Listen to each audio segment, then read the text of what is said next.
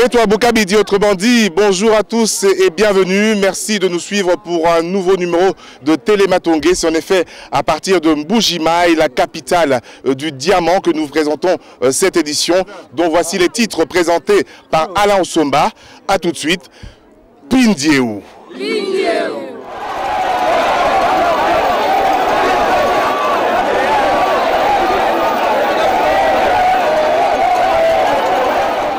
Bantou ebele l'heure nakendaki et pas ya maman Marthe ko déposer lettre à Yambangai nayebisa ye makambo ya guerre ya est de la République démocratique du Congo. Bantou ebele bafingaki ngai mais bayebaki te que maman Marthe ayebi les amis de Wechi lelo lisusu nakobanda kopesa bino ba devoir biso tokenda na maman Marthe na Mbuji-Mayi na 2007.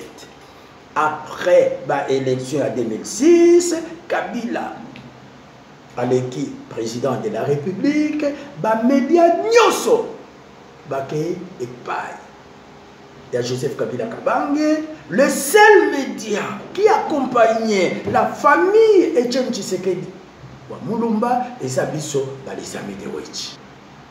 Lokola biso tolobaka na image ba mama batata bandeko bozo mona awa toza na libumundunda ya ba Belge tozo kende Mbuji-Mayi. Bomoni Victor Kalonda, journaliste ya des amis de Wechi, pembeni ya maman Marthe. C'est ça la puissance des amis de Wechi. Maman Isabelle Kibasa yete azalaki na kati.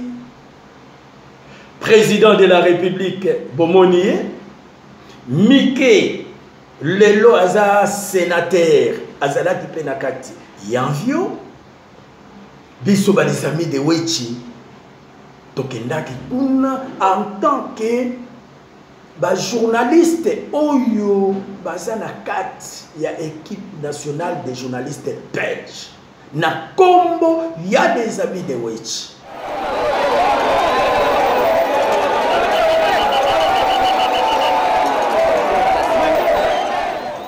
Eza ba image ya 2007. De 2007 à 2025, ba maman batata bandeko, c'est 18 ans ya ba image oyo. Ba image impeccable. Et après, Victor Kalonda atunaki maman Marthe oyo kosala nini na Mbuji-Mayi. Je me présente dans un premier temps, Victor Kalonda, Télématongué, Bruxelles. Donc nous faisons partie de la délégation Victor Kalonda, Télématongué, Bruxelles. Donc nous accompagnons la délégation du ministre Flao. Vous êtes satisfait de l'accueil qui vous a été réservé aujourd'hui? Je suis très contente. Je remercie les combattants et les combattantes de l'accueil qu'ils nous ont réservé avec toute la délégation qui m'accompagne. Comme d'habitude, Fachi na les amis de Wechi, pantalon à Mokaba. Bolanda, Victor Kalonda, il y a les amis de Wechi. Félix Tshisekedi, bonjour. On peut savoir quel est l'objet de votre venue à Mbuji-Mayi? De ma venue personnellement ou de la délégation? Personnellement. Bon, personnellement, j'accompagne ma mère qui dirige une ONG, AFEPRO, et laquelle ONG s'occupe d'œuvres humanitaires, sociales et tout ça. Alors, j'accompagne, je viens et j'en profite pour dire bonjour à mes frères et sœurs du Kasaï. Alors, des retrouvailles plutôt chaleureuses avec un bain de foule pendant plusieurs kilomètres. Comment expliquez-vous cela? Ben, tout simplement, c'est une marque de reconnaissance d'abord dans le combat du leader de l'UDPS. Vous voyez que nous ne sommes que les... comment je dirais, que les retombées du leader. On n'est pas le leader lui-même, mais vous avez vu l'accueil qu'on nous réserve. Donc c'est pour dire que ce peuple se reconnaît vraiment dans le combat d'Etienne Tshisekedi. Et c'est ce que ça représente pour moi. Et ensuite, aussi le fait que, bon, il ne faut pas se le cacher, on est originaire du Kasaï et on est content d'être à chaque fois ici. Alors, les gens, la population casséenne, ne vous a-t-elle pas pris en grippe du fait que bon, vous n'ayez pas, à un moment donné, choisi de rejoindre le processus électoral? Non, non, ni la population kassaïenne, ni la population congolaise en général. Et moi, pour le moment, je vis à Kinshasa. Je peux vous dire que les Kinois ne nous en veulent pas. Au contraire, ils sont de plus en plus nombreux à dire qu'on a eu raison de ne pas aller dans ce processus parce qu'ils ont maintenant l'impression, ils ont compris qu'on leur a volé leur vote, leur voix. Les voix sont retournées là où la communauté internationale avait décidé qu'elles aillent et les Congolais sont frustrés. Alors quel sera l'avenir immédiat, à court terme de l'UDPS, alors que les institutions sont déjà en place pour la plupart? L'avenir est très radieux. Nous ne nous inscrivons pas du tout dans ce schéma. Et nous savons très bien que les choses vont s'arrêter. Je vous ai dit, j'ai dit à plusieurs reprises, en tout cas aux médias, à chaque fois que j'en ai eu l'occasion, je n'ai jamais raté l'occasion de dire que le processus était biaisé et qu'il allait accoucher d'une souris. Je crois que maintenant, on est en train d'en voir les prémices.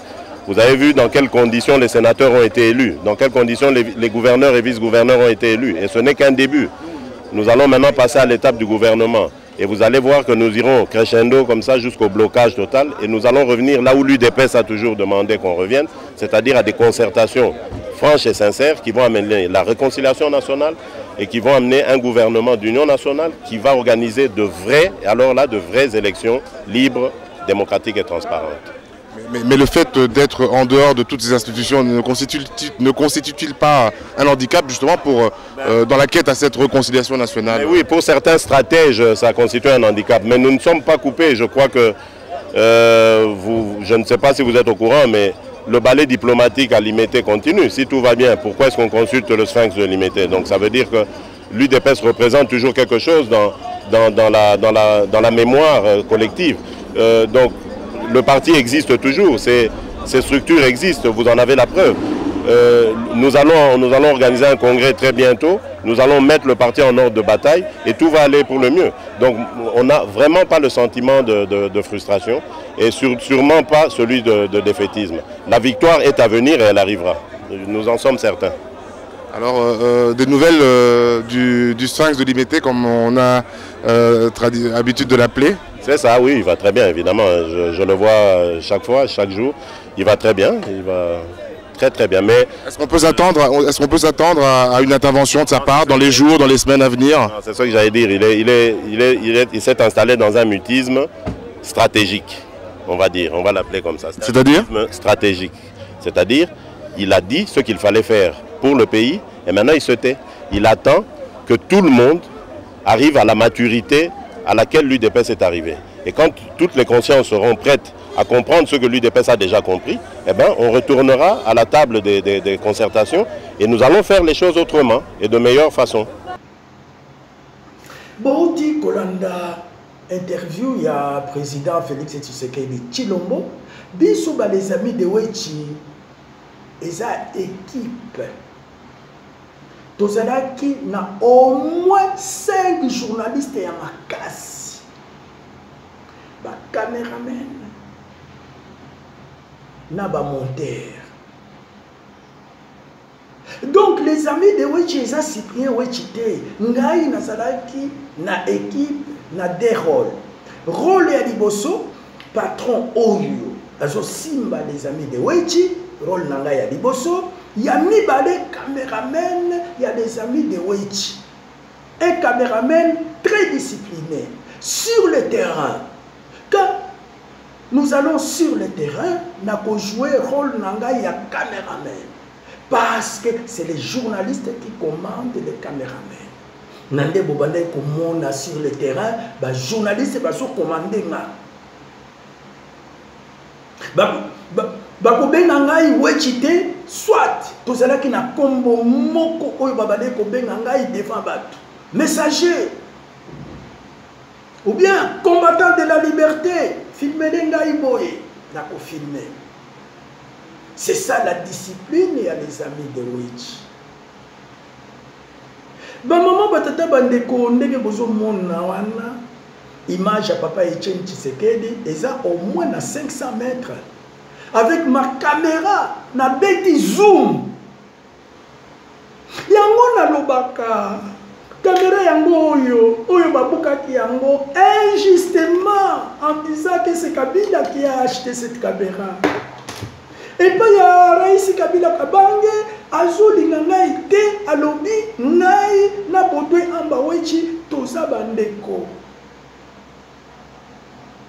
Papa Etienne Tshisekedi oyo aza mentor na ngai nalobaka toujours la constance dans ce qu'on fait.